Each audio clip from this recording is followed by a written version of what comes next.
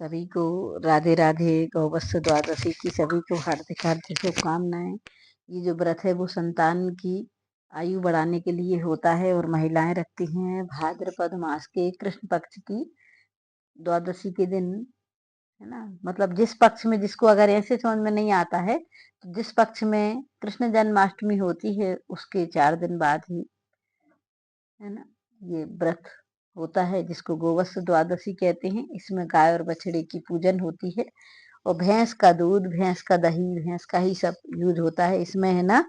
गाय का दूध वर्जित होता है इसमें खाने के लिए। तो अब बढ़ते हैं हम इसकी कथा की ओर।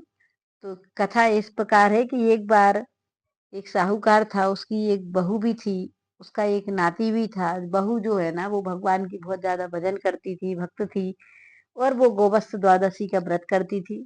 एक बार की बात है कि वो बहुत तेज अकाल पड़ा, वहां बहुत ज्यादा दुर्भिक्ष हो गया कि मतलब लोगों को खाने के लिए तो ठीक है गीला पत्ता भी कहीं दिखाई नहीं दे रहा था, ऐसा दुर्भिक्ष पड़ा।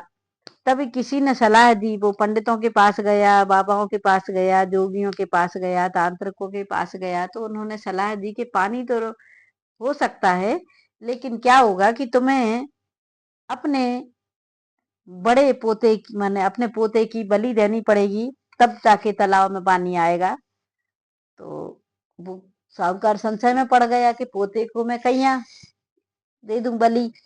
तो फिर जब राखी का त्योहार आया तो उसको एक जुगत सोची। उसने कहा बड़ी अपनी बहू से कि बहू जाओ जरा राखी पर अपने भाइयों को राखी बांधा। और उसने सारी जाने की तैयारी कर दी बहू की। बहू राखी बांध, वो बोले कि वो लड़के को ले जाने लगी तो बोले अरे रहने दो, क्या ये यहीं पर रहेगा, इसके बगैर हमारा मन नहीं लगता, हम बिल्कुल अच्छा नहीं लगता, लड़के को यहीं छोड़ दो।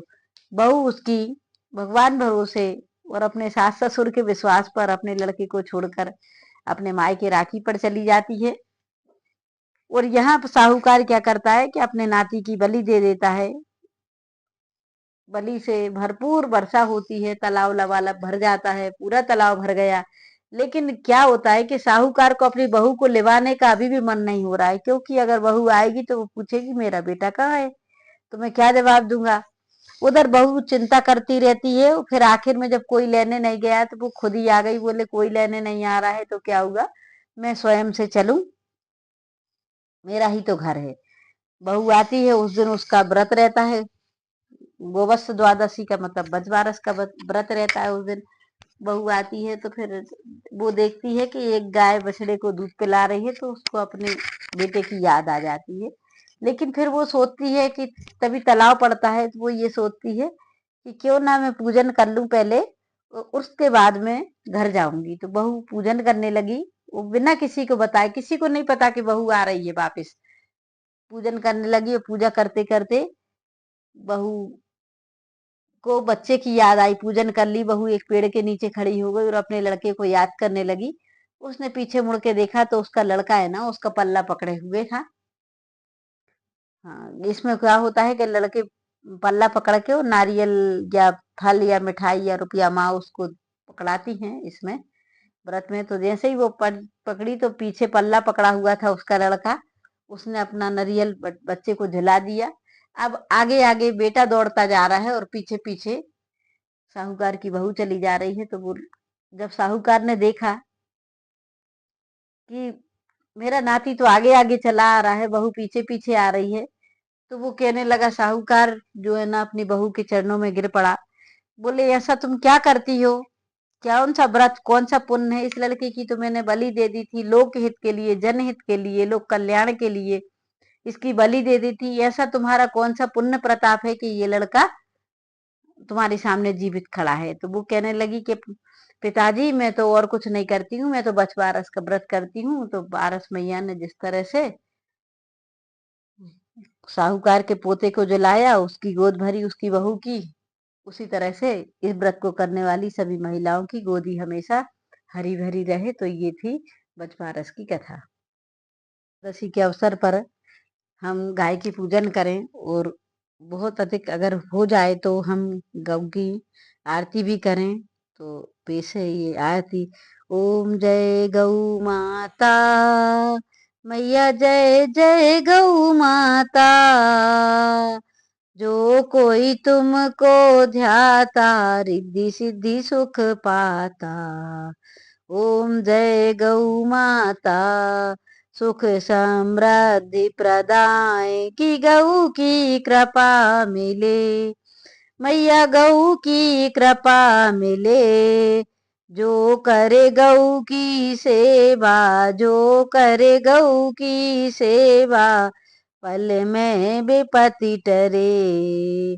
ओम जय जय गौ माता आयु ओज विकासिनी जन जन की माई। मैया जन जन की माई। शत्रु मित्र सुत जाने सबकी सुखदाई। ओम जय जय गौ माता अखिल विश्व नर नारी शिव अभिषेक कियो। मैया शिव अभिषेक कियो। सुर सौभाग्य विधायिनी अमृत दुग्ध दियो। ओम जय जय गौ माता ममता मई वन भाविनी तुम ही जग माता। मैया तुम ही जग माता जग की पालनहारी, जग की पालनहारी कामधेनु माता। ओम जय जय गौ माता संकट रोग विनाशिनी सुर महिमा गाई। ओ मैया सुर महिमा गाई। गौशाला की सेवा, गौशाला की सेवा संतन हितकारी। ओम जय जय गौ माता जय जय गौ माता। मैया जय जय गौ माता। तो ये थी गौ माता की आरती। तो गोवत्स द्वादशी पर जरूर ये आरती करें। राधे राधे। सभी के बालक खुश रहे, मस्त रहे, प्रसन्न रहे।